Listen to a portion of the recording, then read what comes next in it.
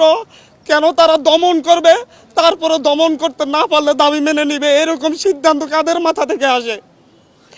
আজকে যে স্বরাষ্ট্রমন্ত্রীর আন্ডারের পুলিশ বাহিনী, যে স্বরাষ্ট্রমন্ত্রীর আন্ডারে র্যাব বাহিনী, যে স্বরাষ্ট্রমন্ত্রীর আন্ডারে বিজিবি বাহিনী, যাদের মাধ্যমে আমার ভাইয়েরা খুন হয়েছে, সেই স্বরাষ্ট্রমন্ত্রীর সাথে আমাদেরকে বসার জন্য আহ্বান জানানো হচ্ছে। উনি কি এই যে 200 লাশ পড়েছে এটার জন্য কি উনি অনুতপ্ত? এটার জন্য কি উনি দায় স্বীকার করেছেন? উনি কি ক্ষমা চেয়েছেন?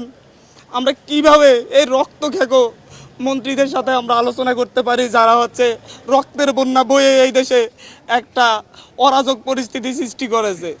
আমাদের সাথে তো আগেও বসা যেত, আমরা তো আলাপ আলোচনা করতে পারতাম, এর সমাধান হইতো। সরকারের যে যুক্তিগুলো তুলে ধরতো, আমরা আমাদের যুক্তিগুলো তুলে ধরতাম, সুন্দর সমাধান কি হতে পারতো না? এই লাশগুলার দায় কে নিবে? আজকে এখানে আপনাদের কাছে দাঁড়িয়েছি অবিলম্বে আমাদের ভাইদের, যাদেরকে গুম করা হয়েছে, যাদের আমরা খোঁজ পাচ্ছি না, তাদের অবিলম্বে সন্ধান দিতে হবে। 24 ঘন্টার মধ্যে সন্ধান না দিলে আমি আমার ভাইদেরকে নিয়ে আমি রাস্তায় শুয়ে থাকবো। আমরা আমাদের ভাইদের খোঁজ না পাওয়া পর্যন্ত প্রয়োজন আমাদেরকেও গুম করে নিয়ে যান, আমরা কেন বাইরে থেকে কান্না করব? আমাদের ভাইরা কি ক্যাম্পাসে,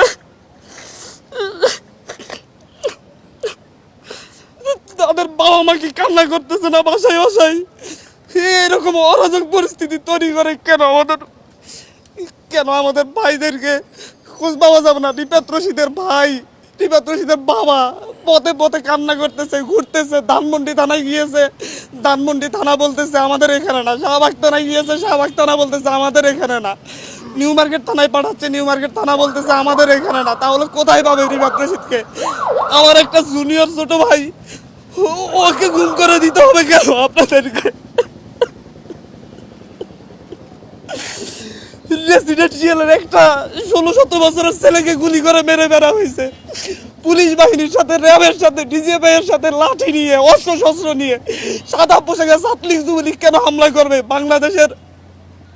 বাংলাদেশের পুলিশ বাহিনী, বিজিবি এরা কি এতটা অপদার্থ হয়ে গিয়েছে যে আপনাদের সশস্ত্র গুন্ডা বাহিনীকে লাগবে আমাদের ভাইদেরকে নিধন করার জন্য?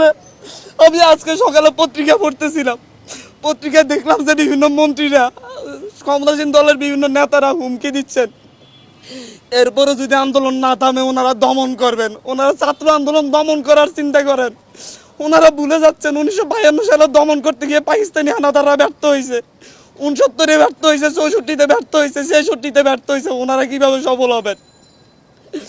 ওনাদেরকে এখনো বলবো, আমাদের প্রতিটা ক্যাম্পাসে নিরাপত্তা নিশ্চিত করুন, আমাদের ভাইদেরকে ছেড়ে দিন। আমি নিজে আতঙ্কিত, আমি এখানে এসেছি আমার জীবনের মায়া নিয়ে, আশপাশে ডিজিএফআই ডিবির লোকজন ঘুরে বেড়া করতেছে। আপনাদের এখান থেকে উঠে যাওয়ার পর হয়তো আমারও আর খোঁজ পাওয়া যাবে না। এভাবে একটা সভ্য রাষ্ট্র চলতে পারে না, এভাবে কোনো স্বাধীন রাষ্ট্র চলতে পারে না।